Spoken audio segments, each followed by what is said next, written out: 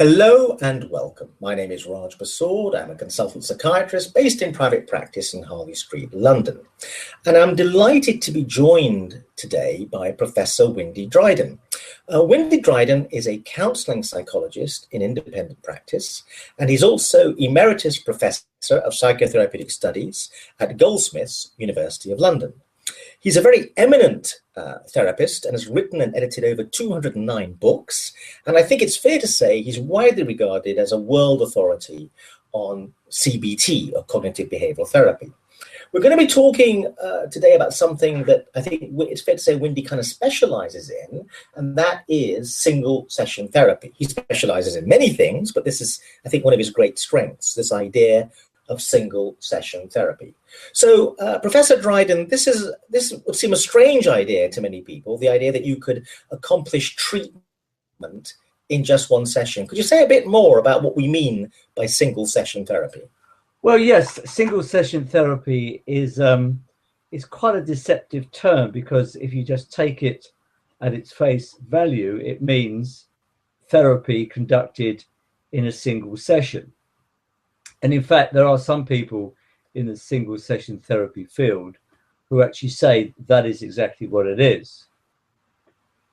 But really, there are other definitions. So, for example, probably one of the founders of single session therapy, an Israeli therapist called Moshe Talmon, defines it as one face-to-face meeting between a therapist and a patient with no previous or subsequent sessions within 1 year.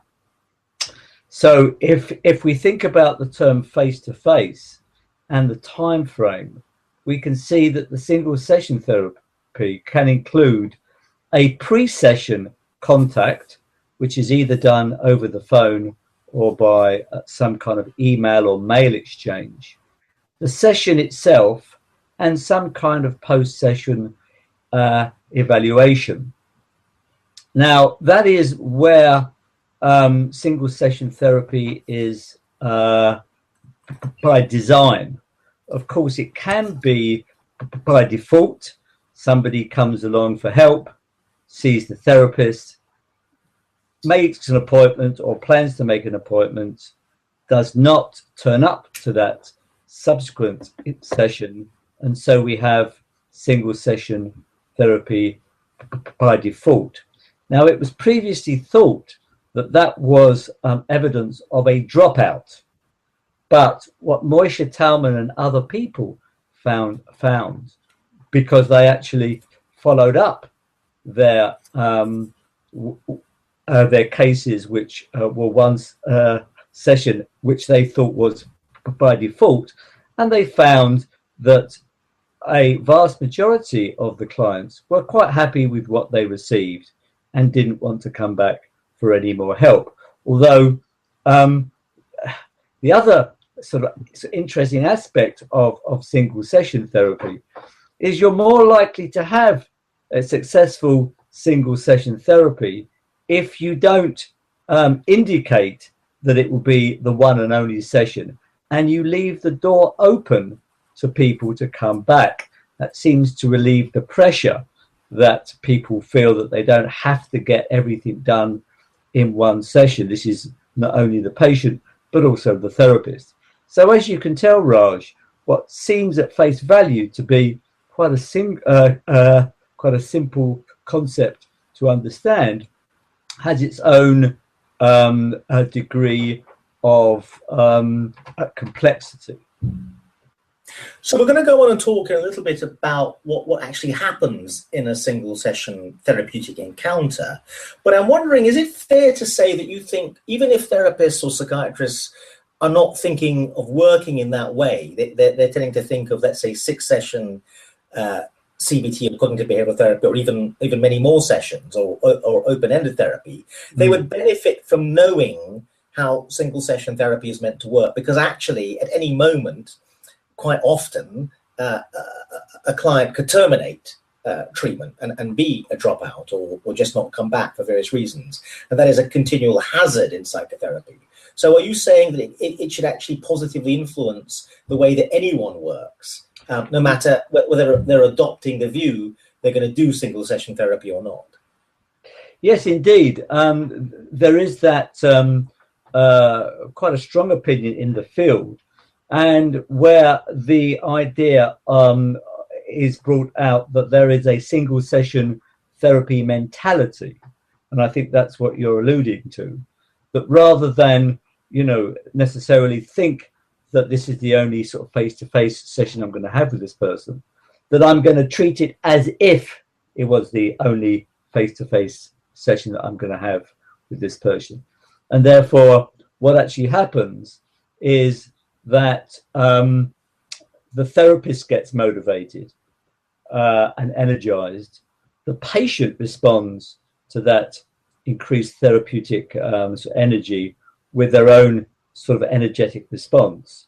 And I think that more sort of focus work, gets done. And that, I think, is the essence of single session therapy.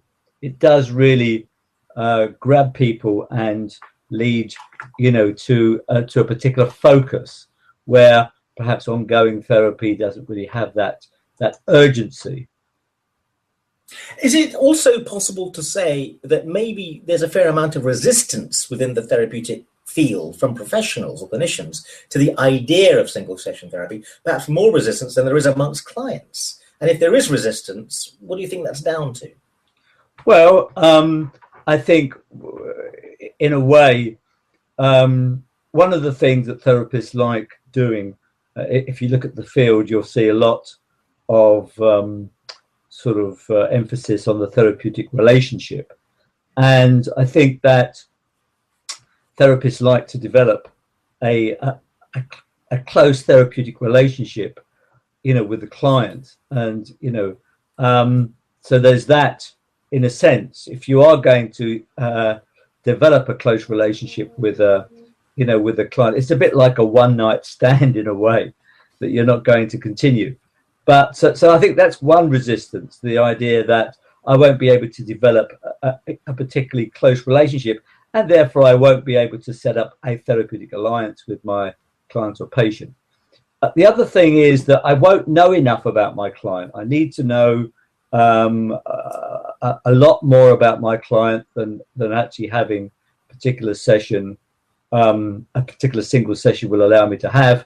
And of course, which we don't like to admit, there are financial obstacles. That if I actually only see somebody once, I'm going to need a terribly long referral list of people for single sessions in order to make a living. So I think those are some of the kind of the obstacles that therapists bring to any discussion of single session therapy. And what about the empirical evidence? Is there evidence? Have there been trials done that indicate that single session therapy can be effective? Oh, yes. In fact, I would say the state-of-the-art text that came out the end of last year, called Capturing the Moment, there is an extensive literature review of the effectiveness of single session interventions across a wide variety of settings, and the evidence is actually quite I mean, I was surprised myself to see that it's actually quite good. Now, within my own field of CBT, there are two main examples of single session therapy. There's the work of Ost, who has for many years pioneered a fairly long single session treatment of phobias.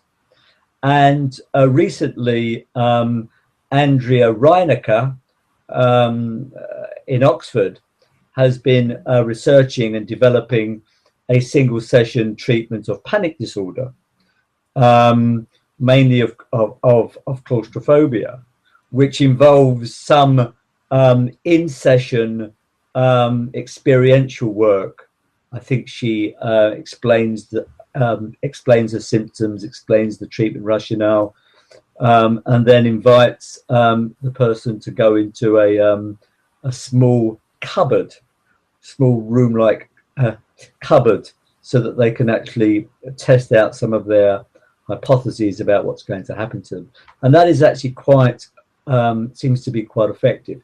The actual work that I'm interested, Raj, is actually more about helping people, before they get sort of into the system. I'm more interested if we can actually help people more in a prophylactic, preventative way than after the fact. Okay, so let's talk about an actual session then. What are the key ways in which a single session therapy would be different from other forms of therapy? Well, I think in a way it, I do single session therapy in a number of different settings. I mean, I do the work that I've described, where actually there are 3 points of contact. There's the initial contact. I then either somebody phones me up because they've heard that I do single session therapy, or the referral has indicated to the person that that I do that. They phone me up. I ask to then speak to them at a time that's mutually convenient, where I actually set things up, where I actually sort of talk to them over the phone and ask them what they want to achieve, and using something which is comes from solution-focused therapy. I ask them to notice any examples of the changes that they want in between that phone call and the actual session. Depending upon the particular situation, I might ask them to do something that might actually help them prepare themselves for the session, so that when they come to the session, they are, kind of geared up for it. And I think this is something that we can use not only within a single session therapy context, but we can actually get more out of, in the NHS for people being on the waiting list. We can actually help them to prepare themselves for therapy a bit more, I would have thought. Then we have the session itself. And what I'm trying to do in the session is to sort of initiate a process rather than really sort of indicate that we're going to achieve everything in one session. So a question like, if at the end of this particular session you went away and you thought that that was a very valuable way of spending your time, what would you have achieved as a result of this particular session? So I'm trying to kind of get the ball rolling. Now, in the session itself, I find, Raj, that the real skill is being able to veer between working with specific examples and taking the general case. I think if you just work generally, you don't have the emotional sort of intensity that you need. And if you work too specifically, then you're not really helping somebody to generalize. So I think one of the key skills is being able to actually help the person go from specificity to generality and back. I think another key point is that, and I think that this is what Talmon and his colleagues talk about, and they talk about looking for some pivotal chord or some metaphor which the person can take away and use, not only in the shorter term but the longer term. And I think that is a real skill, because you can't really teach. You can teach the principles of doing that, but actually kind of doing that, I think, is really quite in quite a skillful measure. So that's what I'm trying to do. I'm trying to utilize some kind of metaphor or pivotal chord of change the person can take away. The other thing I'm trying to do, and this emerges from the work that's been done in the field of psychotherapy, which draws on people's strengths and resources. What I'm trying to do is trying to find strengths and resources that people think they have in one area, and show them, help them to see that they can use those strengths and resources in the area for which they are seeking some kind of help. Could you give us an example? Because one of the things you do and you're famous for are these kind of live public demonstrations. Yes. Could you give us an example from one of those of a client and a single session, or maybe from your own independent work? But I realize that in terms of confidentiality, it might be better to use one of the single sessions public demonstrations that you've done. But it's entirely up to you, and you may have to disguise the details of the client. But could you give us an example of an actual client or an actual problem and what happened? Yes, well, I've done some. I've actually, what I do, Raj, is that when I do a demonstration, so I'm asking for volunteers from the audience, and so I don't actually have the opportunity of setting it up. So they are actually, the first time I've actually seen the person is when they kind of plonk themselves in front of me, and it's in front of other people. And I think there's something energizing when you're doing therapy in front of an audience. I think you get energized as a therapist. I think the client gets energized. So I think there is that sort of press for change. And so what I do, which is kind of unique to me, is that I not only record the session and send it to them later, but I also get a transcript made of the session and I send it, to them, later as well, so that they have that material to rely on and to review. Now, in a way, it's a bit like, receiving a love letter and going over it many times, I suppose. But that is also deemed to be quite an important aspect for change. So I've actually done an analysis, and I think most of the work that people have, they want to do work with, is procrastination, many forms of anxiety. A common one is public speaking anxiety. That's one of the most common anxieties, as you know. And so I'll take an example of that, if I may.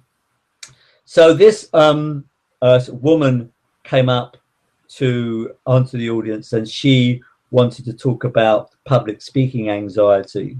One of the important ingredients, I think, about single session work is that if you are doing CBT and you are looking for an example, most CBT therapists dealing with a case of public speaking anxiety will do some kind of case formulation before they intervene. You don't have an opportunity, of course, to do much of that. So you are, in a sense, starting from a specific example.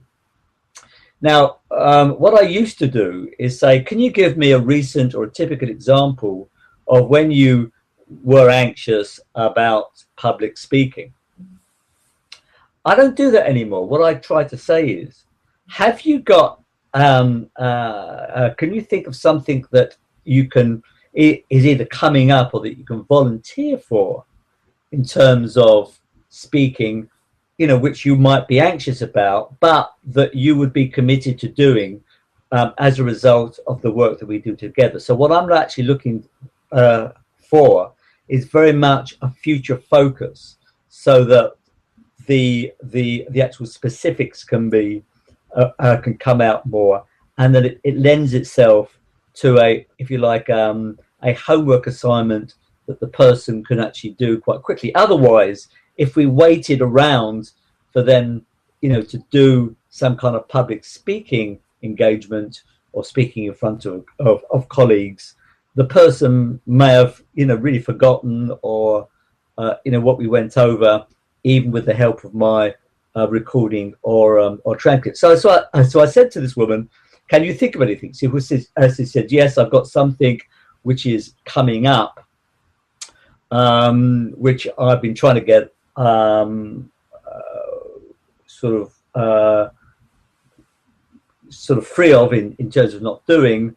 I'm even thinking of going sick. But so that is something that if you can help me tonight, would be something that I would be prepared to do. So I did an assessment, and it turned out that what she was scared of is two things about that in public speaking anxiety. One is that she may go blank, and that she would feel very awkward about that, and she would convey that she would be, stupid, and that the other people in the audience would consider her to be stupid if she went blank. So I actually looked at the beliefs about that, helped her to develop a more flexible and less extreme idea about the meaning of going blank, and helped her to see that she was probably overgeneralizing in terms of other people. But even if they did condemn her, what would her choices be? She could either join them and condemn herself, or not join them and not condemn herself. And I said, which of those would you like to do? And she said, of course, the latter. So then what I tried to do, and I think this is important because, as I said earlier, trying to get some emotional impact. So I helped her to go through this in using imagery, that she would go blank, she would talk to herself, she would then, if you like, talk to the audience and, excuse me, but as you probably noticed, I've got blank. Can somebody tell me where I was? So she would be practiced, if you like, accepting herself in the face of either actual or more likely predicted but unlikely condemnation from others. And she fed back to me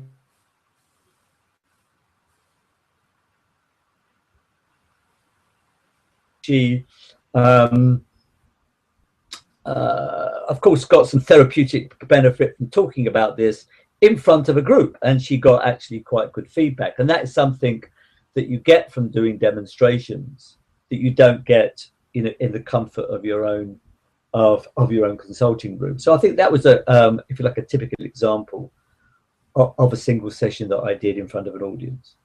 But what it sounds like, and I'm sure you're skating over a lot of the technical expertise that you demonstrate live when you're doing these things, it sounds like straightforward cognitive behavioral therapy, but just condensed down and quite intense and quite ambitious in the sense of condensing it down and doing a lot of it rapidly. I'm quite happy with that, yeah. But I think that is a skill. Yeah, I agree. I mean, one of the things that somebody said to me, she said, because I'm actually sort of about to embark on a 2-day training program. She said, well, why do you need a 2-day training program to do something that you're doing in an hour? And I said, if I was offering a 10-minute training a 10-minute therapy, I probably want to do it in 4 days. In other words, the more concentrated you work, I mean, you've got to have, it needs a lot of practice. It needs a lot of skill. You can actually teach this stuff. You can actually help people to develop their skills. So yes, it is, if you want to call it condensed cognitive therapy, I'd be quite happy with that. I want to just go back to the point about the metaphor. I would use another word, and obviously you have to slap me down if I've got this wrong, but I think I would use the word that we create a story that the client could identify with and relate to and understand their problem in that context, and it helps galvanize them to change or make a decision. So one of the frequent stories I like to tell is I often say to them, it feels to me that this predicament you're in feels a bit like you and I are the last two people on the deck of the Titanic. And I use the example of the Titanic because everyone knows what happened to the Titanic. It hit a big rock of ice and it went down. And I say it feels like we're on the deck of the Titanic. The boat is tipping up, as it famously did in the movie with Leonardo DiCaprio and Kate Winslet. And we're on the stern and we're looking down into the cold, icy North Atlantic Sea. And I turn to you and I say, feels to me if we got two options here. We stay on board the boat, but it's going down and we'll die. Or we leap off the side of the boat, 300-meter drop into the cold, icy North Atlantic Sea. It'll be a horrible jump. It'll be a horrible swim. But I see lifeboats out there. I see people who jump are making it to the lifeboats. So it'll be horrible, but we'll live. So our two options are stay on board the boat. It's going down. We'll die. Or leap off the side. It'll be horrible, but we'll live. And it feels to me that when I explain these two options to you, you turn to me and you go, Raj, I like the very clear description. I really don't like the look of that jump. The jump makes me feel anxious. And the point of the story is that if someone turned to you when the examples were explained like that and said they didn't like the look of the jump, there's several things that I think immediately come to mind about someone who does that. One is they haven't understood the boat is going down. And so I use that metaphor to say, is your boat going down? Because if it's going down, get off the boat, no matter how horrible the jump might be. Now, that's just, I'm skating over a lot of territory very quickly, but I have a feeling that's what you're getting at, that kind of story or metaphor. Is that right? Well, that's indeed, although I think you've got another sort of ingredient, and sort of people will hear that and then say, well, you've just given a very powerful reason for me not to go on the boat in the first place. Yes, I haven't come across that objection yet. Oh, really? Okay. But thanks for that. But no, harmed my clients now. Yes, indeed. But the point is, yes, I mean, I'd be quite happy to actually, I mean, I think there is that sort of narrative, and I think that people do. The other thing that I use a lot is that what would you tell a loved one to do, or what would you advise a loved one, or if somebody was telling, and so I think that is important, because you then get very quickly into the idea that would say, well, I would tell my loved one that, of course, if you go blank, you're not an idiot, but I would think, that I was. And so you've actually opened the door of change. And I actually like to think of, therapists of all kinds, but particularly single session therapists, as ethical salesmen who are putting a foot in the door for your benefit, not for theirs necessarily. And therefore you can actually look at the idea as, well, okay, that's very interesting. You say that you would have this view and encourage a loved one to think of themselves in a more compassionate way. Let's have a look at what is stopping you, and what would it take for you to start treating yourself in the same way as you're recommending your loved one treats them. And I think that is, that can actually focus people's minds quite a bit. But how much of this, Professor Dryden, is down to some of the techniques you're talking about, and how much of it is down to, for example, you've got a vast amount of experience, you're hugely confident. In other words, how much of it is down to just the skill of the therapist? That a skilled therapist, regardless of technique, may well be able to generate change in one session. Well, that is I think the point. And I think the what I would say is that's true, but I think you can train therapists to do that. And I think one of the things that I think therapists would need a working knowledge of a number of issues. They need to, if you like, understand the kind of issues that go with each of the major emotions that people are likely to talk about: anxiety, depression, guilt, shame, anger, the rest of it. And so what I'm doing when I'm listening to people, and actually it's interesting that you mentioned that, because I think that a lot of the work I do is internal. And that's why what I try to do in the training programs that I run is trying to make my internal thinking external. So if you like, I'll do a demonstration, and then I'll talk about what I was thinking at the time at various points to highlight the kind of work you need to do. So yes, I think it does need more skill, and I would contrast this with the developments as at the moment with highly manualized treatments, where I think young workers are actually kind of in a sense not being allowed, to kind of deviate and being creative. Single session therapy does enable you to be creative, and that's what I like about it. There is a framework, of course, but it does enable you to bring your own strengths as a therapist. So yes, I think it is highly skilled, but I think you can teach these skills. But there's more improvisation involved. You're more acting on your feet, depending on your sense of the client and what the client's brought. That's right. Yeah. Okay. Yeah, I agree with that. We're running out of time. So who would you think single session therapy is good for in terms of the nature of the problem and the nature of the client? And who would you argue it's not very good for? Well, I think that in a way, I mean, again, the school of thought in the field of what I would call now the single session therapy community, there's one kind of radical sort of viewpoint that single session is applicable for anybody, because really you're not closing down the opportunity for further help. You're not just saying, this is your one shot and that's it. You're saying, let's see what we can achieve in one session, and if you want to come back, I'll be here for you. You actually leave the door open, and that's what people find, that if you leave the door open, people are less likely to use it. The old idea that if you were put into a sensory deprived environment and you could press the bell and it will let you out, people used to stay in that environment far longer than if they didn't have a bell. My own view is that certainly people who want an ongoing therapy or think they need an ongoing therapeutic relationship are not good candidates for single session therapy. People who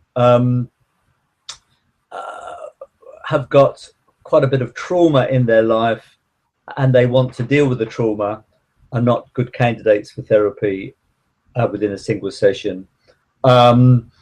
Although I think my EMDR colleagues might have something else to say about that. I'm not sure about this particular approach to single session therapy that I'm outlining would be that good. Although I think that people with trauma have other problems, and if they want to work on other problems, I mean, if somebody's got PTSD and a procrastination problem and the two aren't connected, I can't see why you can't help them with their procrastination problem.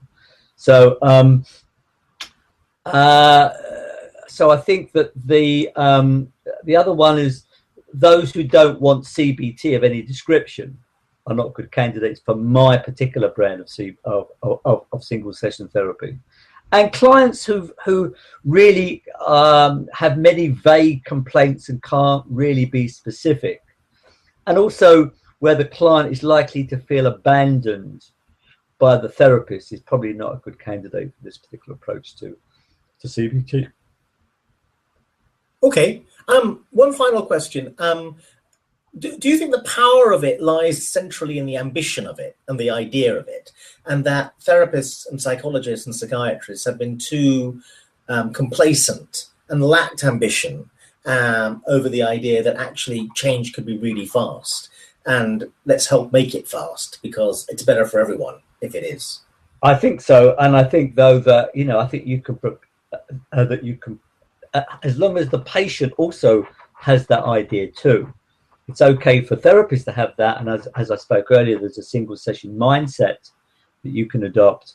But I think if both the therapist and the client are ready to go and ready to do a lot of work in that one session, within having set it up and there being a follow-up, I think a great deal can be achieved.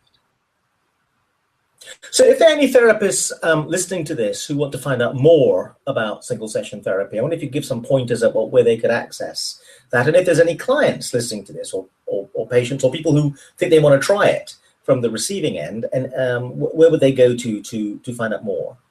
Well, I mean, if I can blow my own trumpet, and as the jazz musician says, what's the point of having a trumpet if you're not going to blow it?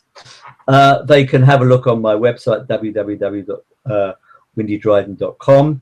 For therapists interested in the field, I would say there's two sources, because although I'm going to be writing a book on this stuff, I haven't yet, but there are two sources, and that is Moshe Talmon's 1990 book on single session therapy, and this edited collection is edited by Michael Hoyt and Moshe Talmon. 2014, Capturing the Moment is a very good source. But for clients, I'm also happy to advise to see if they can benefit, and if I'm not going to see them, I might suggest places where they might seek that kind of help. Great, Professor Dryden. Many thanks indeed. My pleasure, Raj.